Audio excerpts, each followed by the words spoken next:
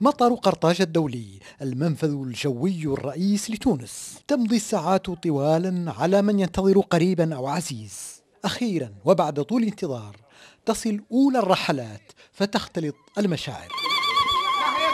أكثر من 20,000 نازح من مختلف الجنسيات وصلوا إلى تونس برا وجوا خلال الساعات الماضية، والقادمون تحديدا عبر مطار قرطاج تحدثوا عن أوضاع إنسانية وصفوها بالمزرية جراء تكدس الآلاف في أروقة مطار طرابلس.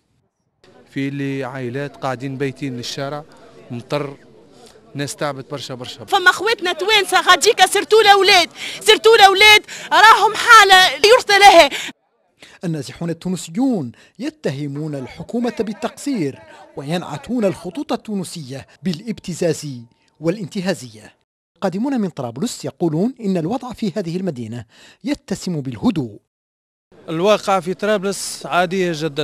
ومن جاءوا من بنغازي ومدن الشرق الأخرى يؤكدون سيطرة الثوار الكاملة على الوضع هناك. من يوم الجمعة هي تحت سيطرة الشباب هذا. أنا كنت في بنغازي، خذيت عائلتي بصعوبة يعني. رحت في سيارة وردوني البوابات الأمنية لأنهم هم فاصلين للمدن.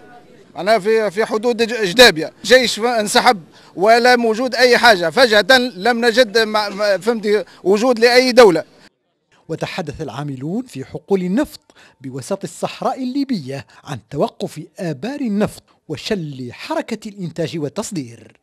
كل الحفرات، كل الإنتاج النفط متوقف تماما، وكنا معزولين، كنا في منطقة ما بين الشرق والغرب.